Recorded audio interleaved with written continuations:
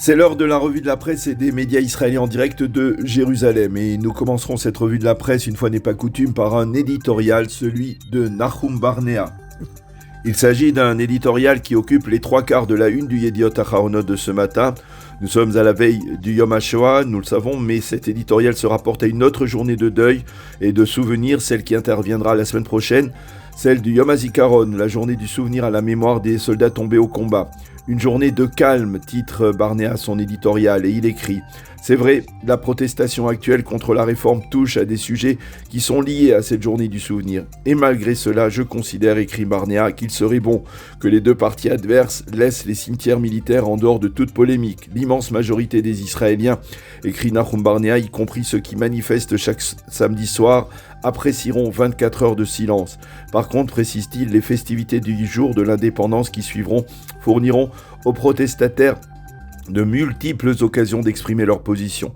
Mais après avoir fait passer ce message unitaire, Barnea, fidèle à lui-même, ne manque pas une occasion de fustiger ce qu'il appelle le groupe des insoumis qui siègent dans le gouvernement sans avoir fait l'armée israélienne.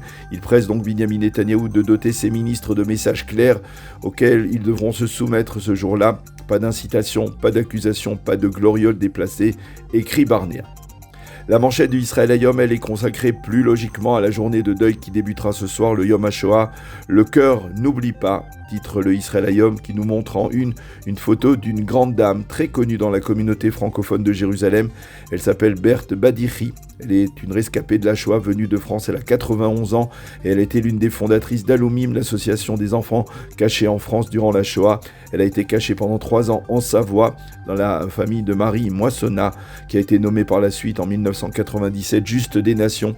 Elle a survécu avec ses parents alors que la plus grande partie de sa famille a disparu dans la tourmente. Berthe Badichi, une femme courage qui est donc en première page du Israël Hayom de ce matin. En page intérieure de ce même journal, plusieurs témoignages de survivants aujourd'hui, bien entendu très âgés, comme Yosef Hershkovitz, 97 ans, qui a survécu à la sélection de Birkenau et qui, sur la terrible rampe, a vu sa mère et son frère pour la dernière fois, comme Yosef Ostwendfeld, 86 ans, d'Amsterdam, qui avait 5 ans en 1942 et qui raconte la descente de la Gestapo qui a changé sa vie en novembre 1942. Ou encore Sheila Alterez, 88 ans, originaire de Shtep en Macédoine. Sheila a perdu toute sa famille, elle est restée orpheline. Je suis la seule survivante de la communauté juive de Shtep, et affirme-t-elle. Le point commun de ces survivants, ils ont tous décidé de refaire leur vie en Israël. Dans sa page d'ouverture ce matin, le Maariv nous livre les principaux rendez-vous de cette journée du souvenir à la mémoire des 6 millions de martyrs de la Shoah. Ce soir à 20h débutera la principale cérémonie officielle sur la place du ghetto de la révolte du ghetto de Varsovie, au mémorial du Yad Vashem à Jérusalem. Une révolte donc d'ailleurs on commémore cette année le 80e anniversaire, et il convient de rappeler que le Yom HaShoah a été fixé à cette date du 27 Nissan en lien avec les courageux combattants de la révolte du ghetto. Demain à 10h retentira la sirène du souvenir et dans tout Israël on se recueillera à l'unisson et on se souviendra des martyrs de la Shoah. Et ensuite débuteront les cérémonies de lecture des noms des martyrs afin qu'ils ne soient pas oubliés. C'est comme le veut la tradition au kibbutz Lochamei HaGetaot, fondé par des survivants de la révolte du ghetto de Varsovie, que se clôtureront les cérémonies commémoratives. Et puis les sites d'information nous détaillent ce matin la liste des 12 Israéliens particulièrement méritants qui allumeront les flambeaux de l'indépendance la semaine prochaine sur le mont Herzl lors de la cérémonie d'ouverture des festivités du 75e anniversaire de l'État d'Israël. Une liste qui a été révélée hier.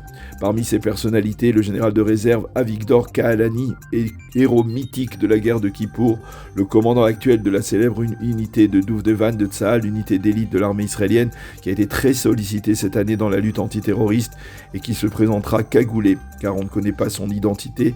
Également parmi les lauréats, David Blatt, le mythique entraîneur du Maccabi Tel Aviv en basketball, qui souffre depuis quelques années de sclérose en plaques.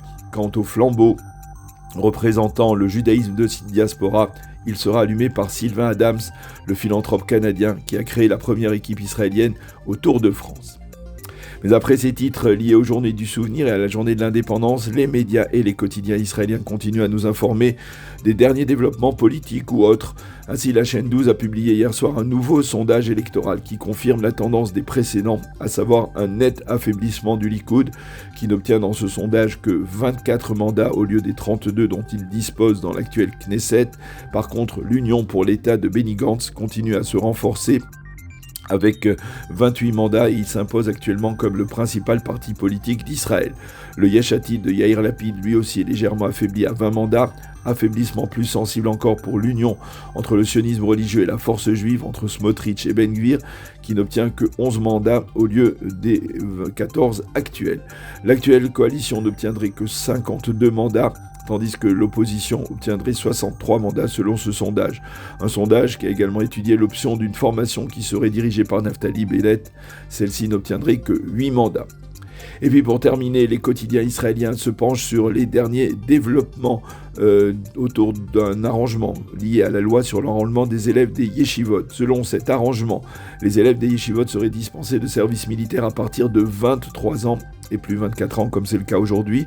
Cela leur permettrait de rentrer sur le marché du travail israélien plus rapidement. Par ailleurs, l'armée recevrait un budget qui permettrait d'améliorer considérablement les salaires, ou plutôt les soldes des soldats combattants et ces derniers pourraient ainsi également recevoir des subventions conséquentes à la fin de leur service militaire. Le Yediot Aharonot qualifie en première page cet arrangement d'historique. C'est la fin de cette revue de la presse et des médias israéliens.